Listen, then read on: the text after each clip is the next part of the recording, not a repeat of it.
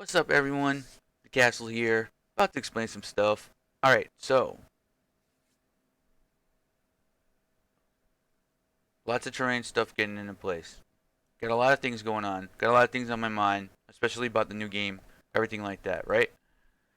So, what do we got going on? Okay, I've been working a lot on just creating new assets and stuff like that, but there's a point where I'm kind of starting to get to the point right now where I'm thinking that it makes a lot of sense for me to finally just stop making assets, start working with what I got.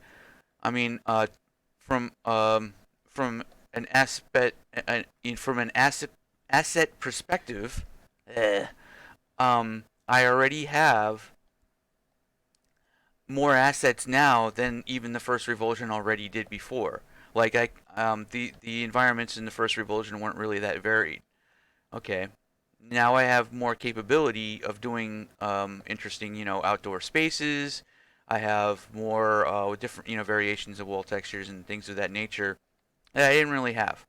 All right, there's a lot of brick textures and there's a lot of bricks holding up those ceilings in the Revulsion space. With that said, I also now have a pretty solid idea on how I'm going to be handling the vertex painting, and everything like that. Now, it's actually entirely possible that I could do the vertex painting in the engine itself, but or within the multiplayer level editor and everything like that, which would be kind of interesting. You can actually like fly around and like paint height and modify these meshes slightly further, and like you can change things like if you want to build a base like right on top of this thingy here, you'll have the ability to make there a little bit more gravel around the outer edges or whatever, right? Now, not all of the new meshes that I've created are set up.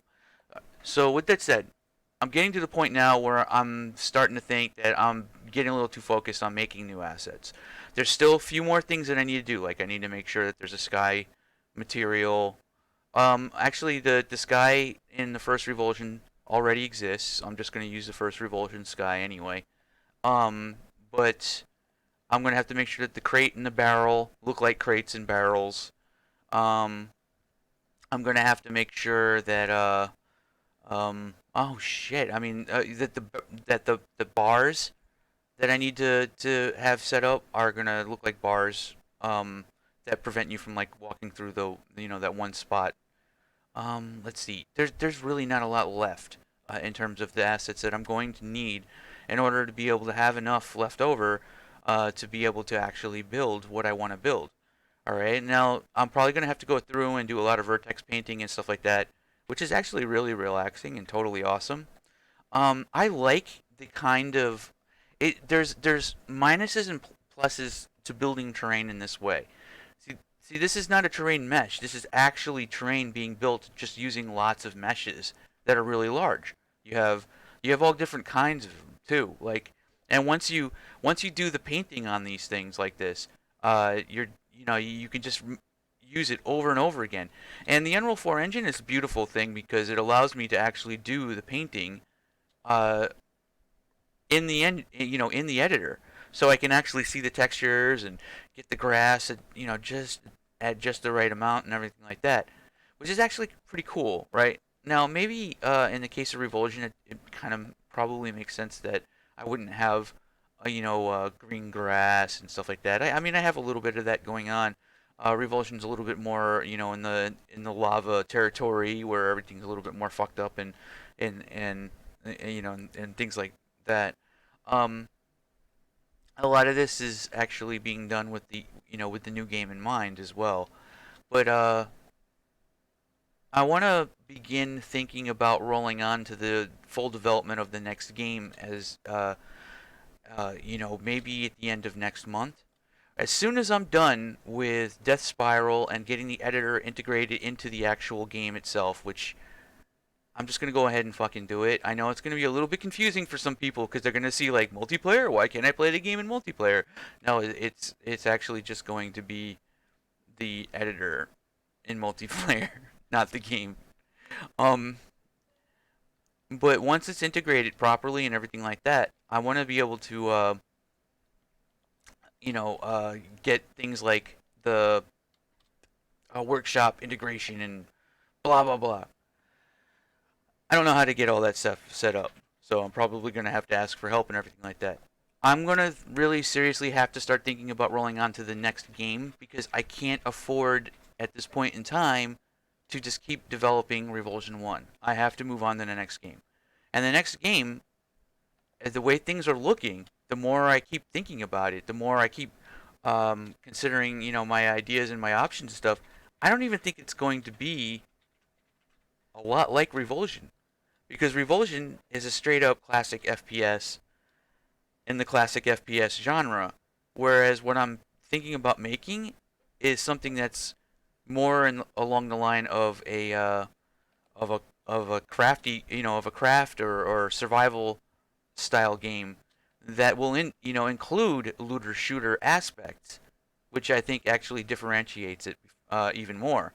So imagine sort of like being actually you're kind of looking at a preview of this right now. Imagine being in an alien world, right?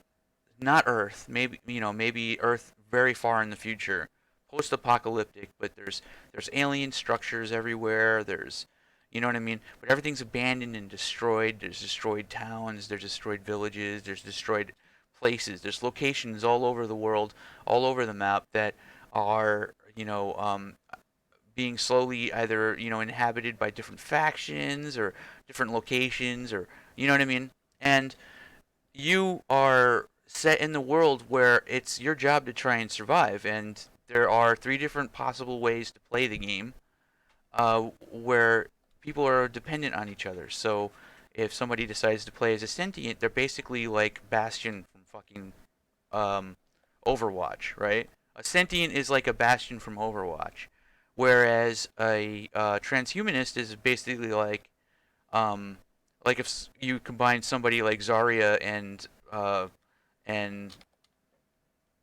it could be Zarya, Farah, a lot of the different characters like combine like you're a tanky class, but you're also a master at crafting, right? But if you're a bastion, you really don't know how to create things. You only know how to destroy things. You're a bit of a war machine. It actually kind of entertaining idea is that somebody can actually choose to play a survival game as basically a fucking tank. Maybe it would take a while to get to the point where you're this like big bulky vehicle like driving around or whatever. But kind of like those really big machines that you can build in the Fallout 4 DLC, the robotic Fallout 4 DLC. Those I forget what those things are called. Um, those giant robots with the big cannons and stuff like that. Basically, a sentient can be that or a flying drone or you know what I mean. They're basically war machines, and they're designed in such a way where like you you're either just you're either destroying stuff or you're protecting things. You're not really a tank. You're more of a damage dealer, whereas the transhumanists are more of the tanks.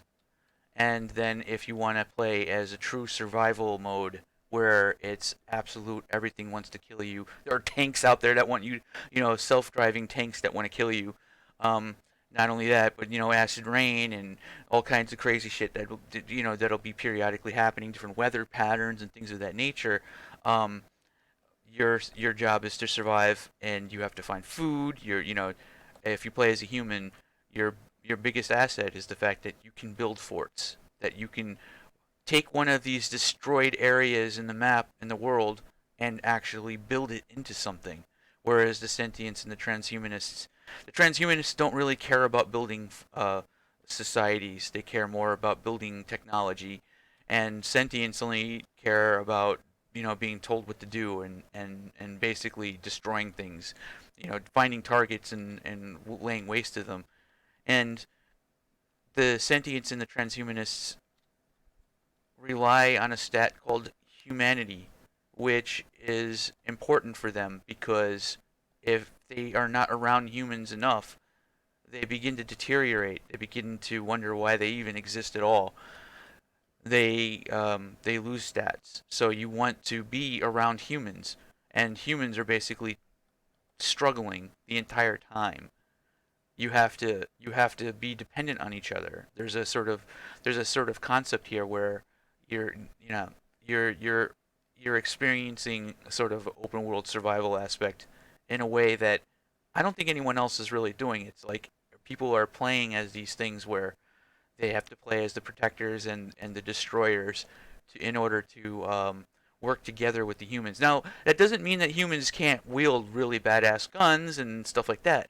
It's just that if you're playing a human, you have a lot more to worry about. You have to worry about your hunger and your thirst. You have to have water. You have to build, salinization for, rainwater. Or you have to deal with like acid rain actually can hurt you, and um, you know what I mean. Like, you don't want to be outside during a storm or something like that. Whereas, uh, uh, the bigger, bulkier sentients don't really need to worry too much about a tornado. You just rolling up on them because they can kind of handle it. You know what I mean? They can just kind of sit there, anchor themselves to the ground or whatever, and they can just deal with it, right? But they still need to be around humans. So if you play with your friends, if you play one of each class, you'll have the most at your disposal. But that doesn't mean that you can't just play alone.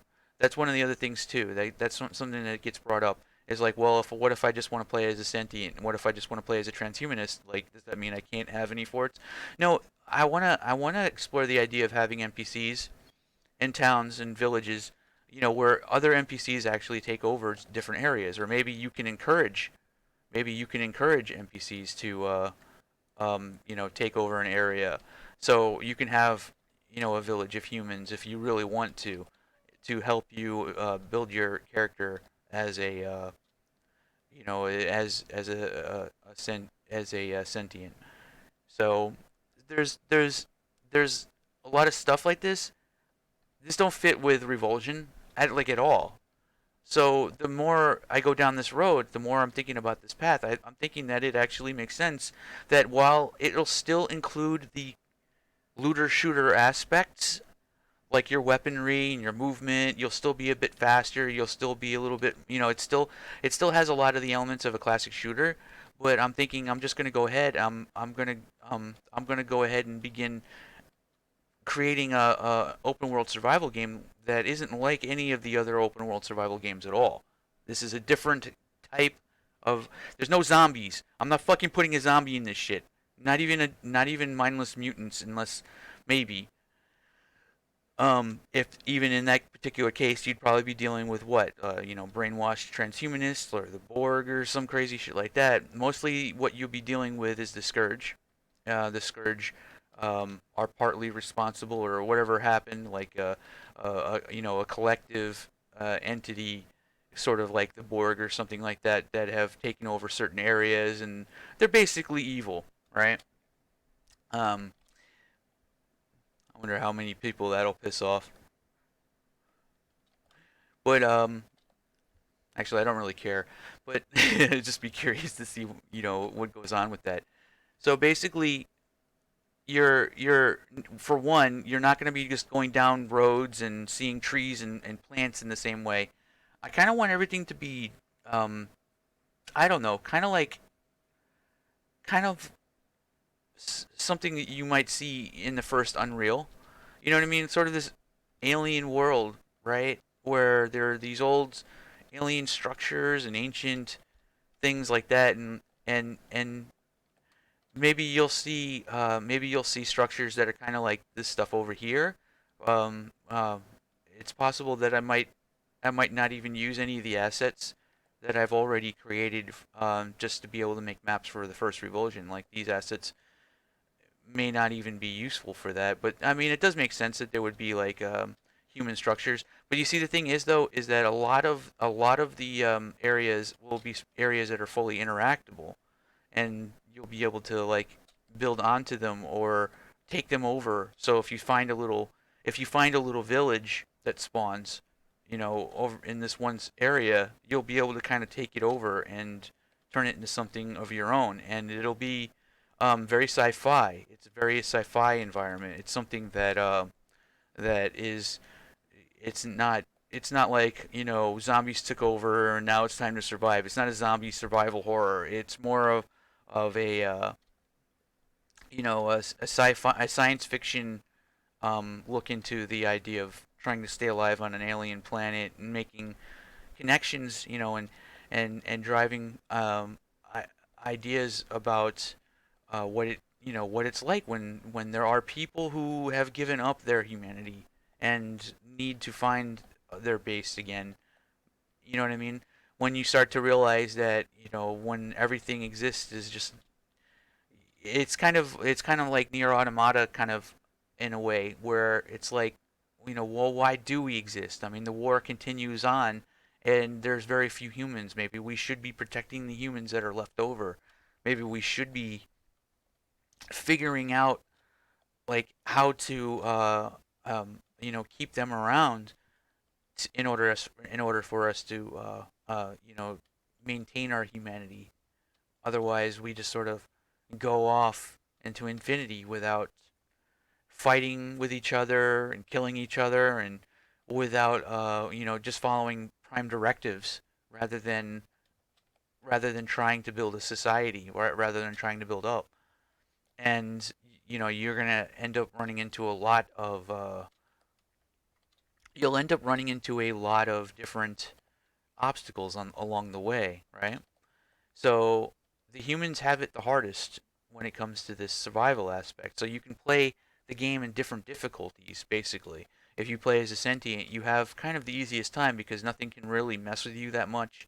You may you may be able to cobble together a pretty decent minigun on your character pretty early on, and just you know what I mean, like, and I'm still planning to stick to a lot of the prime goals that I've had before, where bullets can be regenerated and stuff like that.